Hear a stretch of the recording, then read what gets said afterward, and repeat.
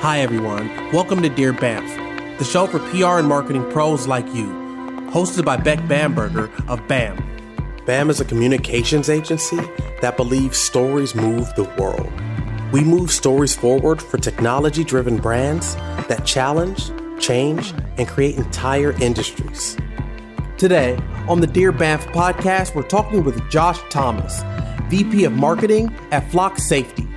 Josh loves crafting stories that creatively solve market problems and position products for success. Drawing from 15 plus years of creating online and live experiences in both enterprises and startups, every day he gets to tell the stories of crimes that were solved using the most advanced technology in neighborhood safety. Let's dive in. Welcome, everybody. This is Dear BAMf, the podcast that covers all your advice and questions for comms marketing people. It's a crazy world out there in PR and comms and marketing, and we just try to navigate and help people out with some of their hairy situations. Today with us is Josh Thomas from Flock Safety. He's the VP of Marketing. They just achieved unicorn status with the Series D investment round led by Andreessen. Not shabby. Josh, welcome. Thank you so much. Pleasure to be here. Yes, I'm sure you're like gearing up, hiring, going to IPO as fast as you all can and all that great stuff. So you also told me you were the 10th employee there, right? That's right. Yeah, I started here a little over 3 years ago and was the 10th employee, first marketing hire. Didn't really know what we were doing as a business. Definitely did not know how to go to market. What's really funny is we build hardware and devices, which I'm sure we'll get into. But yes, we actually had a sign on the wall that was number of days since last fire, because our cameras would literally catch on fire. So yes, we've grown a lot in the last 3 years. Wait.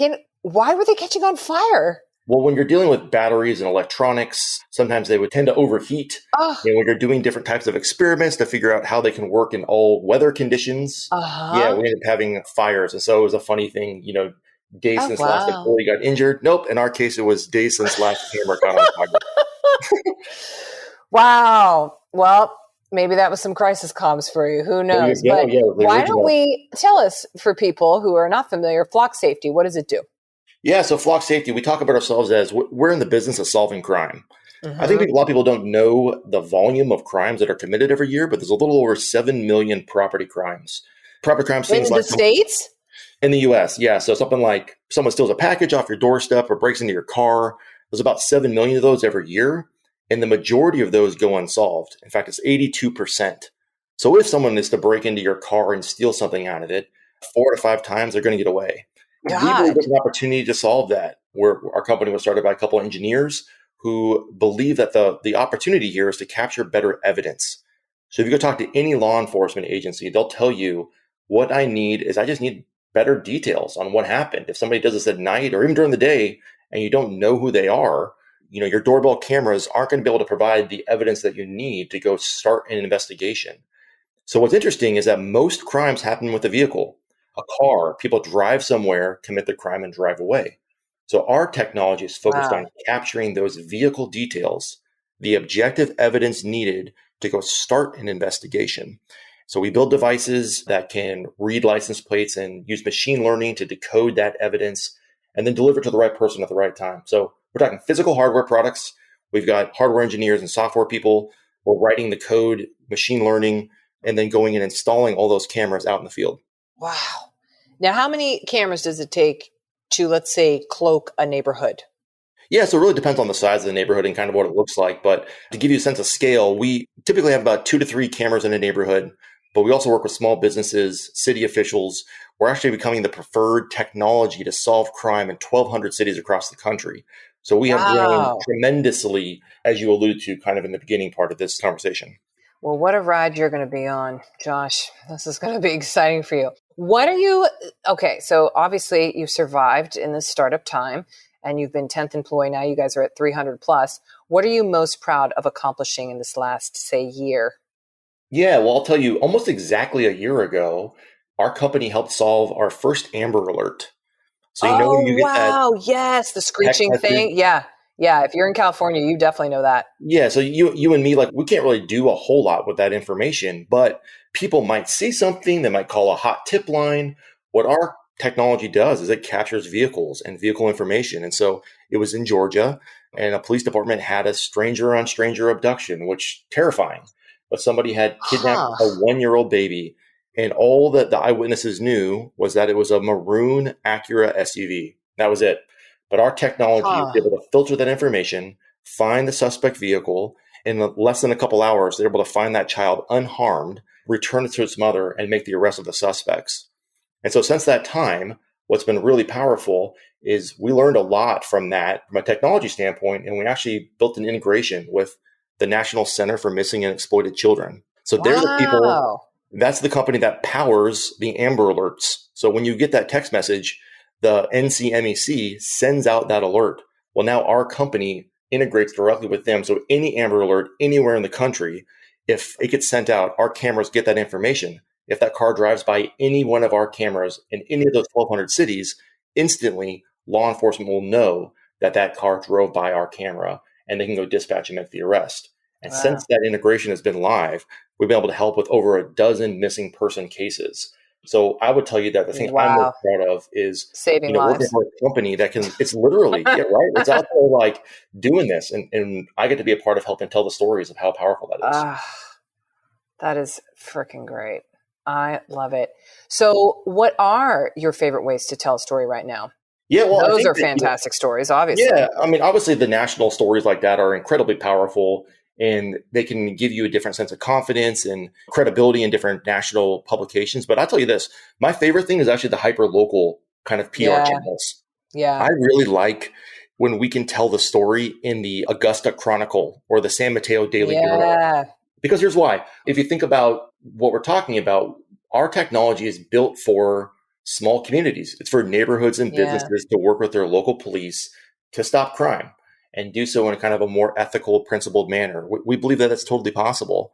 And when you can tell those stories in a local news outlet, you're telling your local community how you're a part of something good, something positive that's happening in Yeah. that specific community. Absolutely.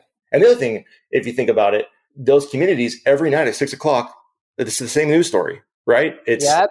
There's a crime story, there's a weather story, a traffic story, and then maybe a feel-good story about, some puppies. And so what we want to do is we want to go, how do we ride on that and tell this local market something very positive about communities coming together, especially in a world where it's obviously so divisive in 2021. If we can talk about how people can come together and make their community safer, like, man, I love that type of story. Oh, that's great. God. What's interesting too about this is this is the positive side of technology happening to solve things, save lives, keep people safe. It's not the scary technology that I think people spin up in their minds of being watched and surveyed and all that stuff. So very cool. Yeah, I'm well, I think happy that, for you, Josh. people are understandably concerned with technology Sure. and privacy. And, we've done a lot to think about that and try to mitigate some of those risks, particularly around what type of evidence do you collect? Again, we do vehicles and vehicle data, not people. We're not using facial recognition, or we try to mitigate any of the biases that could be involved in technology. And particularly when you think about it, people are concerned with who's watching this and at what times. And we mitigate that. Only authorized users can even access the system. Like no flock employees can access any of the footage. And we only retain it for 30 days. We automatically delete all footage every 30 days on a rolling basis. And all that's, again, to just kind of think about what do you need to solve crime? And if you don't need it, like, let's not use it. Let's not even have access to it. So we think there's a world where, yes, we can be safer, and yes, we can protect our civil liberties. Yes. Oh, I love it.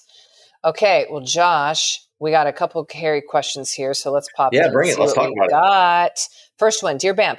My client recently launched in several small town markets and is receiving a lot of backlash from the local residents. Despite efforts to connect them directly, educate, and correct some of the false statements being made and changes to policy to let the residents know our client is committed to being a partner, the residents are not backing down. Knowing that the client has plans to launch in several more markets coming in the U.S. this year, how should we be addressing the current problem while preparing for a more successful launch somewhere else? Yeah, I think it's a great question, and it's stuff that we have to deal with all the time here at Flock Safety, right? We are launching in all these cities constantly, but every city is a little bit unique. And I would say that what we have learned is that part of it is understanding who are the influencers in each individual town. So in some places, it might be city officials. In some places, it might be business leaders. It kind of just depends on who are the influencers in those markets. And I think it's imperative to get in front of those people and talk to them.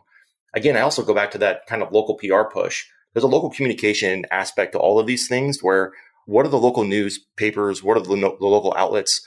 Oftentimes people, I think, kind of default to the big search or social media platforms and go, I need to get into a Facebook group or get on Nextdoor.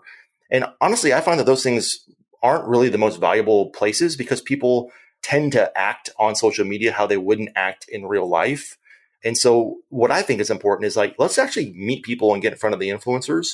So that's kind of what we try to do. And then also, again, leveraging the local communication piece, I think it's just imperative. You got to connect with where the people are. And that's kind of been a successful strategy for us at Flock. Yeah, I know you've mentioned to me just a couple of times on just how critical local focus and being on the ground is. What I'd also add to this is, just from our experience and seeing, is, man, every locale is different. So just thinking we're just going to rinse and repeat. Every single place is the same thing. That does not usually happen. You can definitely learn some things, but man, is every market a different cloth and fabric of their own things, of their own community, of their own issues. So I would just caution this person to be mindful that every new territory, even if you're like, well, it's all in the US, it's just all the same thing. It has its own stuff and their own citizens and all that good stuff. So keep that in mind. Yeah. And kind of to double down on that, right? It's just obvious if you think about it. Obviously, San Francisco is an incredibly different place than Dallas, right? For sure. There's, from a political perspective, from the way that the city is made up. So even, I don't know what type of client we're talking about here, but across the spectrum, every market is going to be wildly different. So that's why I go back to what makes that kind of town unique? Who are the influencers in that place? And kind of what is the local vibe? What are the people talking about locally? Well, that's the only way I think to really make an impact in launching in new markets is you have to understand them. So I think that I totally agree with you, Beck. Yep. Okay. Next question here. Dear BAMf, in PR, one of our key jobs is to make sure all company spokespeople are adequately media trained before jumping on an interview with press. How do you manage CEOs or any other C-suite executives who think they are too good for a media training? Or alternatively, how do you manage situations where you do have a media training, but the spokesperson still has trouble staying on message and has a tendency to blurt out sensitive topics? Oh, this is such a great question and so incredibly relevant. I think that this is one of those topics that it never gets old and it's always timely. I like to show and don't tell how dangerous this can be and show some examples, right? So I think there's a lot of examples that we can all go back to. If you just Google United Airlines CEO, Oh, do you yeah. remember a few years ago when they had yeah. that incident and someone was dragged off of a plane and dear God, was it a terrifying horrible. video? But if you go back and you look at Horrible. what happened in the days in the aftermath, it was just a really bad PR job in the first initial response, and then the second response, and then the third response. And it took, I think, a fourth response to actually get it right. And so what I would say is it doesn't matter how big or small your company is, everybody can screw this up. It's pretty easy to screw this up unless you're practiced and unless you train on these things. And I think the alternative example is Starbucks had an example a couple years ago where there was some, I think an employee might have mistreated a customer and maybe because of the way they looked or their race or something. And then the Starbucks CEO jumped out, immediately got ahead of it, addressed it properly, apologized, and made it right pretty much instantly. And so what I would go is I think that the best way to do this is you show these examples in real time and you say, everybody can screw this up. You can be the most trained and have the most resources like a major airline, and you can still screw it up. So I think what we all need to do is just practice these things. And so it's funny, I literally just an hour ago was practicing with our CEO on some crisis comms. What happens if you get this question or this follow-up question, or when do you cut something off, or when do you push back? And it comes down to practice. Nobody is too good for training. Nobody is too good to practice some of these questions. And if somebody believes that they are, I think you show them the examples of people who've screwed it up, and hopefully that will knock a little sense into them. That is such an effective way. I cannot emphasize that enough. You don't show just, the polished, great examples. You show the opposite of, here's this person, CEO of a Fortune 1000, totally bombing, totally looking. And that usually the fear of God usually sets in, and that helps, as we find is the number one tool for any That's of right. those naysayers of sorts. That's right. Yes. In addition, kind of the other side of this question is, oh, okay, well, now you're actually in it and you're doing the training, and then they are just not staying on message. To answer that, what would you add, Josh, for that? I think honestly, from my perspective, it comes down to practice. Again, with our CEO, like my CEO, he's incredibly smart and great and really, really well spoken, but he also loves to have an opinion about a lot of topics. And so literally today we were talking about that of, well, when is it okay to opine? And when is it you are feeling yourself wanting to answer a question, but you just need to be comfortable in either the silence or the comfortable saying, look, I actually don't think it's appropriate for me to comment further on this topic. And so I think that part of it comes down to practice. Again, showing the examples of if you tend to be long-winded or you tend to go down in these places where you know it's not going to end up with a good result, you just need to practice that and understand when you're doing that and just stop yourself from talking. Yes. I honestly practice as much as it sounds like, oh, really? No, go through the ringer. Do them again. Keep them doing it. Another thing to maybe think about for people who are doing media training is you go, oh, okay, I'm going to do this media training this afternoon, and here we're going to do 3 interviews. If you're getting stuck, and I just did this with another client, if you're getting stuck and there's fumbling, there's bumbling, clearly there's more to be had, stop the training, do it another time, recoup, basically give a breather, take a break. Don't cram it all in and think like, well, let's just keep doing 10 more interviews. It's like, yeah, there's something to be said about in the moment, but there's also something about pausing. Hey, let's recap on what we learned today. What are our takeaways? What do we need to focus on? And we'll do round 2 in 2 weeks from now. And let's take it from there. Yeah, Give some time and space. There's time and space. There's also opportunity for reflection. What I think we should do also is give feedback. One of the things that I try to do is try to write a recap of some feedback on recent press interviews that our CEO has done or that anybody at our company has done, and just try to give them talking points back of like, hey, this was a really good answer. Hey, you said this. I wonder if we should think about rephrasing that. To your point, Beck, I think in the moment, we might get emotional or we might get stuck in a moment. It's important to pause, and then it's important to reflect. So we should go back and look at these things and give honest feedback of where's our opportunity for us. Mm-hmm. Absolutely. Oh, that's on the part of the media training where we do have as the ending P, perfect. So, oh, you just landed a great interview and you're like, totally killed that. Well, but take a moment and go like, oh, how could you have done it better? Even slightly better. How could you have improved it? What could it be? It's really great when you have other people listen, or of course it's like a live interview, then you can't really escape it, but always be improving because you always can. That's right. I love it. Next question here, Josh. Dear BAMf, many clients desire to see their company's name in top outlets. Many also believe that a press release is one of the best ways to do this. However, not all news is newsworthy. What's the best way to steer a client in the right direction to reach their media goals? Oh my, well, this is quite a broad one. But Josh. Well, yeah, that's actually my first reaction is I would say like, well, in each part of this question, there's kind of a different question being asked here. So one is, what's the best way to steer a client in the right direction to reach their media goals? I think we need a clear understanding of what are the media goals. Because the first part of the question says they're looking to get into top outlets. Well, if their goal is just to get placements in top outlets, well, that's a pretty clear goal. I'd also say press releases aren't really the best way, in my opinion, to get there. You can certainly get there. And there are some companies that you put out a press release and they're going to get covered, right? I mean, whatever Netflix puts out, there's going to be trade publications. They're going to be talking about whatever the new show is that they're putting out. But there are a lot of us who aren't going to carry the same weight as a big media company or whatever. So our press releases aren't going to get picked up by the top outlets. Yeah. So we got to pitch. Exactly. We got to pitch the stories to specific reporters who write about those topics, tailor the pitch to a couple things. One, what are the topics that specific reporter is interested in? And two, how does it relate to current events? So why is this relevant now, right? I mean, that's why a reporter is writing your story, is they're writing to what is relevant right now, today, based on what's happening in the news. So again, take it back to Flock. We are trying to pitch a lot of stories about how you can curb gun violence. Gun violence in America is growing dramatically. It's growing. Oh God, it is. Gun violence has risen by about 30% year over year. Yeah. So given that, we all know, obviously, on its face, gun violence is a problem. But what can you actually do about it? And how can technology help solve that problem? So those are the types of questions that we want to answer and feed that in a pitch, not in a press release, but in a pitch to specific reporters and specific news outlets who write about those topics. Again, you can't just put this out there in general to just editor at fill in the blank news station. You need to find who's talking about this. Why do they care about it? What's unique about it? And why right now? I think that's how you kind of get the newsworthy stuff going.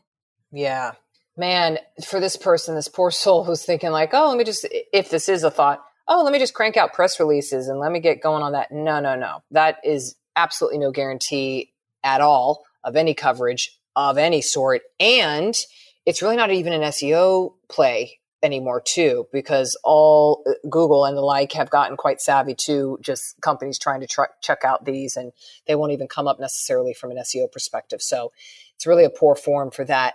Instead, what this person can be doing, since you're talking about a client, is, hey, what are those top outlets that you want to get into? And then therefore, okay, what do those outlets look for, want? Who are those reporters specifically? I think more and more, especially in this very loud landscape of all the technology companies getting more and more funding and all this great stuff happening, is you really have to have a perfected and perfect story for perfected and perfect. Yes, you really need a on a silver platter story that a particular journalist is going to want to know, which is why they're using an agency. It sounds like they're using you, because this person who wrote that my client is coming to you because you're going to be able to tee up that plated story for a particular outlet, for even more so a particular journalist. That is usually the best way to get any traction these days. It's not going to be by a spray and pray approach, by all means. Totally agree. I think it comes down to, again, just this is kind of like communications 101. It's know your audience, right? Who specifically are you speaking to? And then also look at like, what else is being covered? If you're particularly trying to think about what's the angle, what's my company got to have to speak about, or you're going the other way and say, I really want them to cover this particular angle, you really got to understand what's being talked about. And so if you look at that and you can kind of see the landscape of what is this outlet or this journalist or whomever talking about, give them something that's up their alley, right? Tailor what you've got to them and you're more likely to be covered. A great example of this is in our Series D. So you mentioned at the beginning, right? We just raised $150 million from Andreessen Horowitz, valuing our company at $150 billion. Well, we are a local company and local news outlets. I really wanted all of the local business journals to cover the story, right? Not just Atlanta, where we have a headquarters. I wanted Denver to cover this and Tampa Bay. So I had to think about, how do I tailor this to their audience? Because on the initial pitch, they're like, great, this is an Atlanta company. This doesn't really help us. Yeah, exactly. And I had to think about like, well, what do they care about? Well, the business journal in Denver cares about the investment of Denver. So I had to go back to our CEO and go, how are we using this money in Denver? And he's like, well, we're going to be investing about $10 million in Denver through hiring new employees, through kind of the shipping and the hardware that we're going to install there, not to mention the supply chain, the logistics, the warehousing. We'll probably be investing about $10 million there. And I was like, oh, that's an angle that I can tell to the Denver Business Journal that's going to care about this story. So and lo and behold, they covered that story. And in fact, we got that covered in Tampa Bay, and we got that covered in Phoenix and a bunch of different markets because we were able to talk about what does this money mean for them in their market. So again, I think it goes back to ask the question of what does your reporter in that market care about, or what does that journalist care about? Tailor the pitch to them. Tailor it completely. I don't think I can emphasize that enough. Some people know I do another podcast for one pitch where I just interview a journalist, and I've now done this. We're up to like 70 episodes. So this is the number one thing. You must have it be tailored to that journalist. Forget even their outlet. That's the bare minimum. You definitely know what their outlet covers, but then you know what this journalist is interested in covers. And that's how you're going to get that traction. Ooh, good luck. Well, Josh, we have covered all the problems today, all the questions, not of the world, but for today. And I appreciate you being on, especially in this very busy time for the company. You're very welcome. Pleasure to be here. Thanks, Beck. My goodness. Thank you. Thanks for listening to Dear BAMf, the advice podcast for PR and marketing pros like you. Our show was created by BAM, a PR and marketing agency headquartered in San Diego and New York City. The music you're enjoying today was composed by Tiffany Dizon, produced by Daniel Kessner, and played by San Diego Symphony's Art of Valon. If you have a tough PR and marketing question you'd like us to answer, write to us at bamtheagency.com/Dear BAMf. don't forget the F. If you'd like to get notified of our latest episodes, subscribe to us wherever you listen to podcasts and review us on Spotify and Apple Podcasts.